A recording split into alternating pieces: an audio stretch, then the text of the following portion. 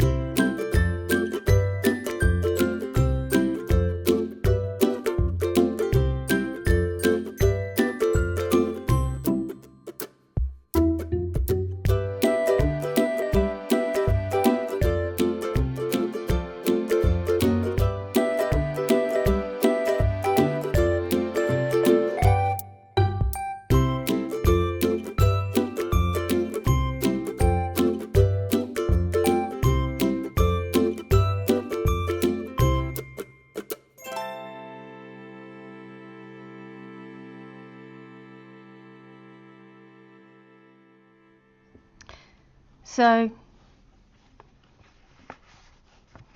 I'm coming in now.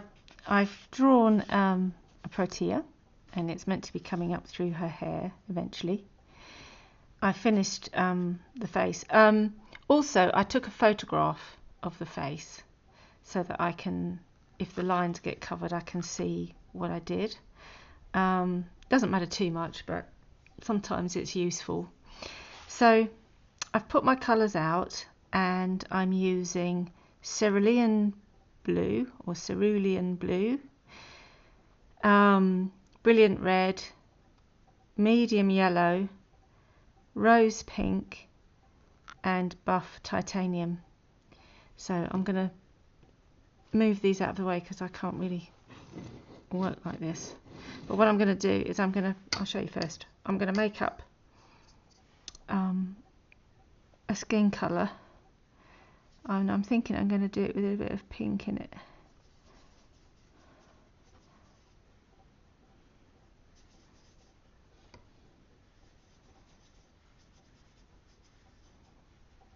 something like that.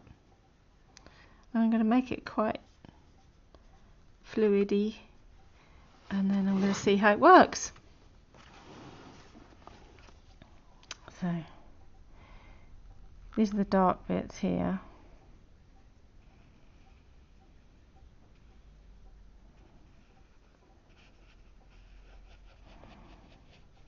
So the dark of the pencil will still come out.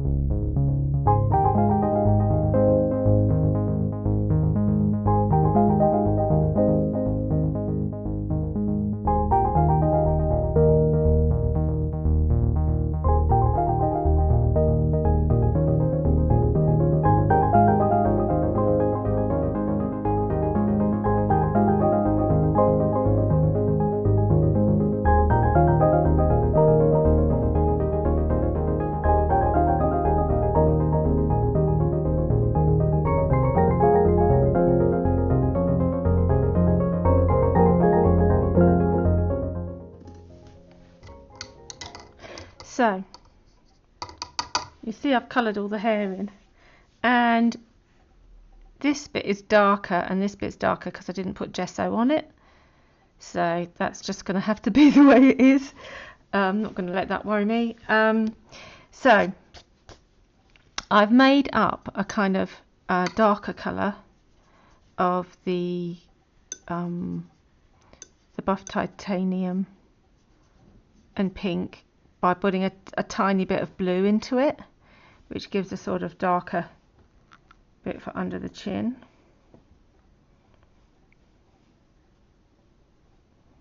And those darker shadows. And also there's a bit under her lips.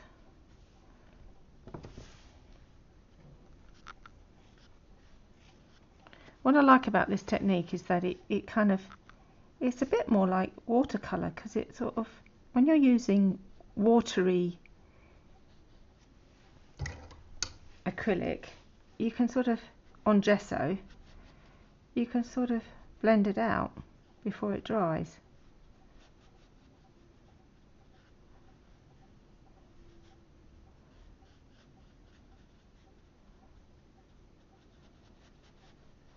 If you see what I mean. So she's got the darkness on this side of her cheeks.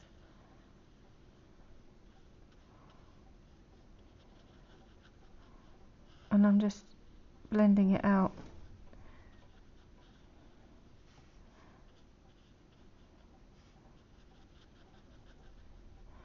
And the beauty of acrylics as well is that I can come in and put lighter colour in.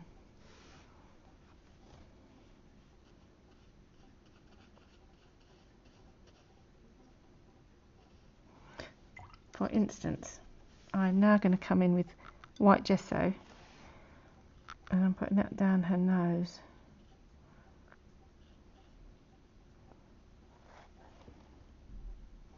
And I'm putting it on her eyelids. And I'm putting it in the centre of her forehead, because this is where the most light is.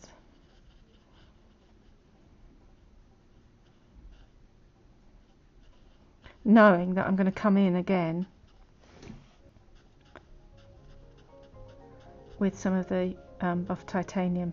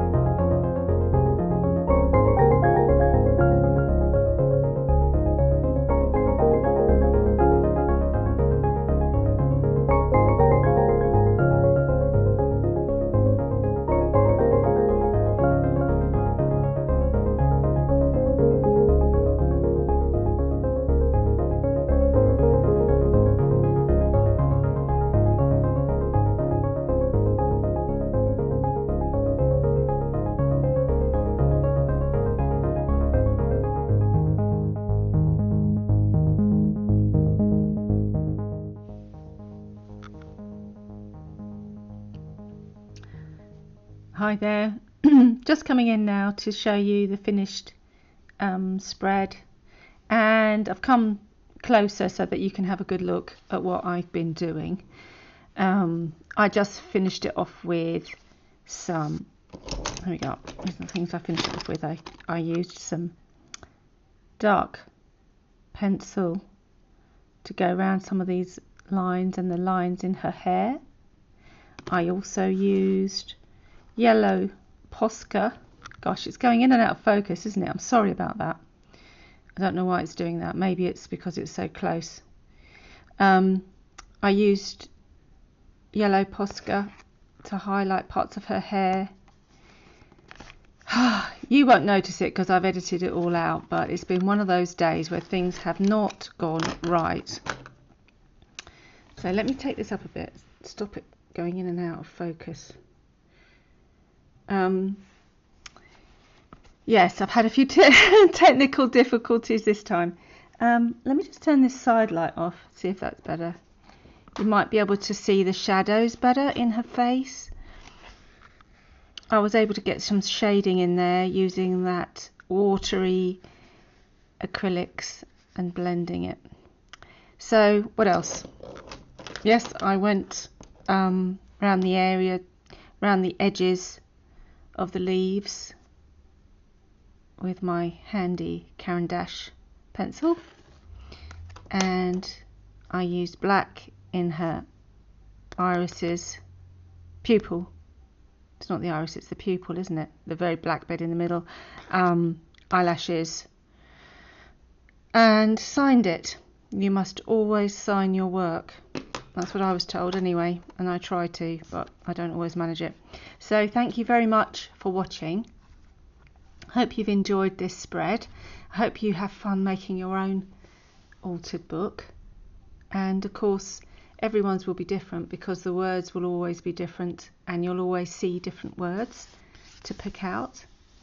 Yeah, so I'll say bye for now. Thanks for watching, and do come back again for the next spread, which I'll be doing soon.